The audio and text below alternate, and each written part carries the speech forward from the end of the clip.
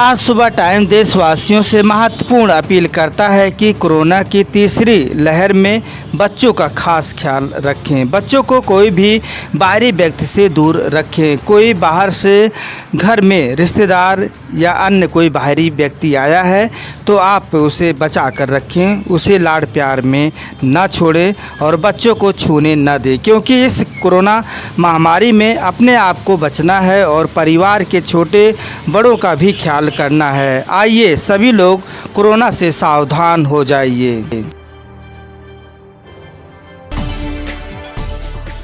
Good morning दोस्तों, मैं लालचंद सोनी। आज सुबह टाइम्स में आप सभी का स्वागत है। मैं आपको याद दिलाना चाहता हूं कि 5 जून आने वाला है, यानी विश्व पर्यावरण दिवस बड़े विश्व में यह दिवस मनाई जाती है और इस दिन जो है पेड़ पौधे अत्यधिक मात्रा में लगाए जाते हैं। आप भी आइए, पेड़ पौधे ज़रूर से ज़रूर लगाइए।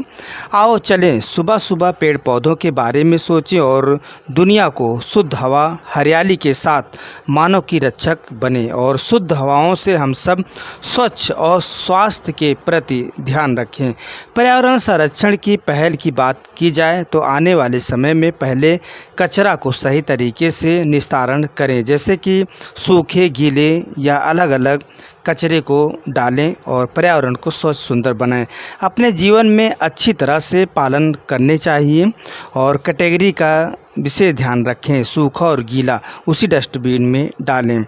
और आपको बता दूं, विश्व पर्यावरण दिवस आने वाला है, सभी लोग इसका पालन करें और ज़रूर से ज़रूर 5 जून को आप जो है स्वच्छ सुंदरता के लिए, हवाओं की, पेड़ पौधों के लिए आप जो है विश्व पर्यावरण दिवस मनाएं और पेड़ पौधे अत्यधिक मात्रा में लगाएं। आओ चलें, रिटायर्ड फौजी राजेश गुप्ता जी से एक रिपोर्ट आप देखिए। आप सब लोगों को मालूम ही है कि हमारे इस देश में हम लोग पर्यावरण के प्रति कितने जागरूक हैं और कहीं कहीं पर तो हम लोगों ने जागरूकता ऐसे दिखा दी है कि लगता है कि हम लोग बिल्कुल पर्यावरण के प्रति समर्पित हैं। देखिए कि पहले जो है हम लोग कूड़ा फेंकते थे तो प्लास्टिक में भरकर सारा कूड़ा जाए, उसमें कैसा भी हो, गीला, सूखा, नीला, पीला, कचरा कुछ भी हो, उसको फेंक देते थे। मगर अब हमें जानकारी आ गई है, हम लोग जानकार हो गए हैं पर्यावरण के बारे में, तो हम लोगों को भी पता है कि गीला कचरा कौन से कलर वाले डस्टबिन में डालना है, सूखा किस में डालना है, अगर इलेक्ट्रॉनिक्स का आइटम है या कोई और चीज़ें तो किस में डालनी है, अगर मेडिकल वेस्ट है तो किस में डालना है। तो ये सब चीज़ें इसलिए ज़रूरी हैं कि हमको कूड़े का, कचरे का सेग्रीगेशन छांटना बीनना नहीं पड़ता है और उसका वास्तविक सदुपयोग हो जाता है।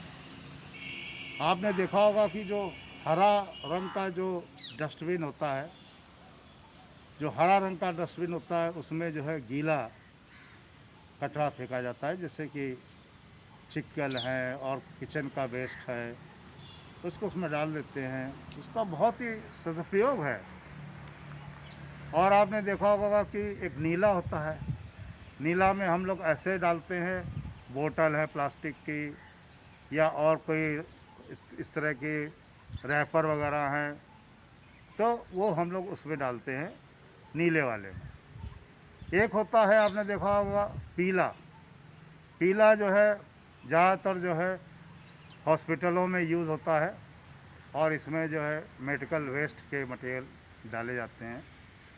और एक होता है लाल या काला, इसमें जो है हम लोग ऐसे मटेरियल डालते हैं जो इलेक्ट्रॉनिक्स वेस्ट के मटेरियल होते हैं और उनका जो है उसमें डालकर ये पता लगा लेते हैं कि इस कैटेगरी का ये कूड़ा या कचरा इसमें है। सबसे ज़्यादा इम्पोर्टेंट जो होता है वो दो होते हैं, जो अमूमन सभी के घरों में, आसपास कॉलोनियों में मिलते हैं, फ्लैटों में मिलते हैं, और वो होते हैं दो, हरे और नीला। तो हरे और नीले डस्टबिन तो एक जनरल होम हाउस में, फ्लैट्स में ज़रूर लगे होने चाहिए और इतनी कैपेसिटी के होने चाहिए कि उसी कैटेगरी का कचरा उसी में चला जाए, उसी कोड का, कलर कोड का। कहीं कहीं देखा होगा कि हरा वाला जो है भर गया और नीला वाला कम भरा, तो हरा वाला मटेरियल नीले में भर दिया। तो क्या फ़ायदा है सेग्रीगेशन करने से? तो हमारे जो भी नगर निगम के या जो भी एजेंसियां या जो भी कार्य करने वाले जो ये डस्टबिन लगा रहे हैं, कोई ना कोई तो देखने वाला होगा, उसको एक अंदाज़ हो जाएगा कि भाई इस एरिया में इस कैटेगरी का कूड़ा ज़्यादा आता है, इसलिए इसमें इस कैपेसिटी का डस्टबिन लगाएं, इस वाले में इसका लगाएं। तो क्या होगा कि हमें जो सेग्रीगेशन है उसका महत्व समझ में आएगा। और बिना अगर हम सेग्रीगेशन के यही सब करते रहेंगे तो कलर कोड का कोई मतलब नहीं है। कलर कोड का सबसे बड़ा मतलब है कि उस कैटेगरी का कूड़ा कचरा उसी में जाए। ये सबसे बड़ी बात है हमारे आपके आकलन करने की, और जो इस कार्य को कर रहे हैं सत्यता से करें, क्योंकि यही सबसे बड़ी हमारी पर्यावरण की जीत है। कहीं कहीं आपने देखा होगा कि लोग जो है नीचे से डस्टबिन फट गया है, ऊपर कूड़ा डाला, नीचे गिर रहा है। कहीं कहीं पे देखा कि उसी में कहीं बड़े बड़े हरे वाले डस्टबिन में सब चीज़ डाल दी, उसमें जो है कांच डाल दिया, ये डाल दिया, कोई जानवर कुछ चीज़ खा रहा है, उसके चोट लग गई, ब्लड आ रहा है। तो ऐसी मानवता का कोई फ़ायदा नहीं है। अगर हमको जागरूक बनना है पर्यावरण के लिए तो करके भी दिखाना है, बोल के नहीं, करके दिखाना है। अभी 5 जून 2021 को वर्ल्ड पर्यावरण दिवस, वर्ल्ड इन्वायरमेंट डे आ रहा है, उसको हम हार्दिक बधाई आप लोग को दे रहे हैं कि खूब पौधे लगाइए, खूब जो है क्यारिया में अच्छी अच्छी फूल वाले पेड़ लगाइए, फसल उसमें लगाइए, क्या नाम है, खाने वाले फल लगाइए पेड़, दवाई वाले आयुर्वेदिक लगाइए पेड़, बहुत चीज़ें लगाइए। मतलब पर्यावरण को ऐसा बनाइए कि ऑक्सीजन देने वाले भी पेड़ लगाएं, फल लगाएं, देने वाले लगाएं, हर तरह का चीज़ बैलेंसिंग करके लगाइए। मगर हाथ जोड़ के प्रार्थना है यही कि हमको पर्यावरण के साथ इको फ्रेंडली बनने की कोशिश करनी चाहिए। अब की बार जो थीम रखी है पर्यावरण की, उसका नाम है इको सिस्टम रिस्टोरेशन। मतलब कि हम को उदाहरण के तौर पे बताना चाहता हूँ कि रावण के पास अपार शक्ति, अपार धन, अपार जो है महा बलवान था, जिससे कि उसे कोई हरा नहीं सकता, लेकिन वो धराशायी हुआ और अपने घमंड और सब चीज़ उसका चूर चूर हुआ। वैसी तरह से देश में जिस तरह से यह घमंड या मिसाइल के जो है रॉकेट और बहुत सी आविष्कार करने के बाद इस यंत्र पर यदि घमंड करते हैं तो सबसे बड़ा बेवकूफ़ी है, सबसे बड़ा मूर्खता है।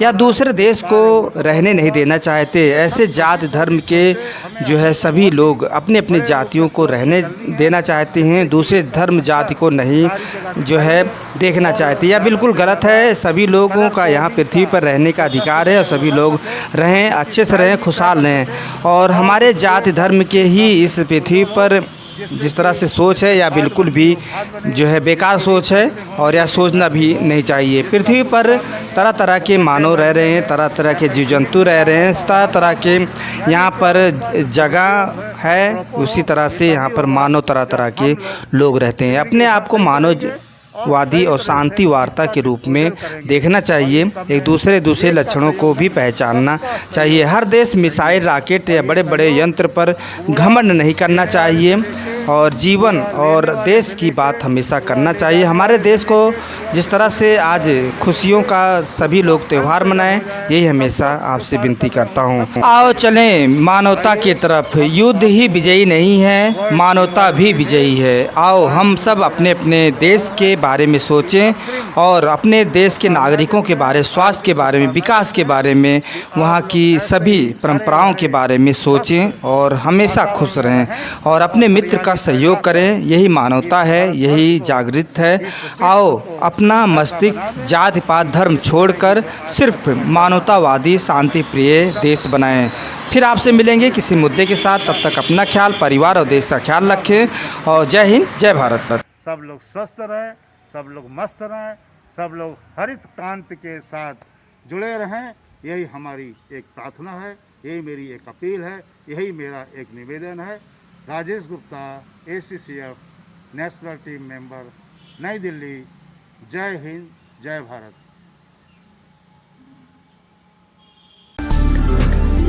नमस्कार दोस्तों, मेरे चैनल को सब्सक्राइब, लाइक करें और आइकॉन को जरूर दबाएं ताकि आने वाले वीडियो को आपको नोटिफिकेशन मिल जाए। धन्यवाद।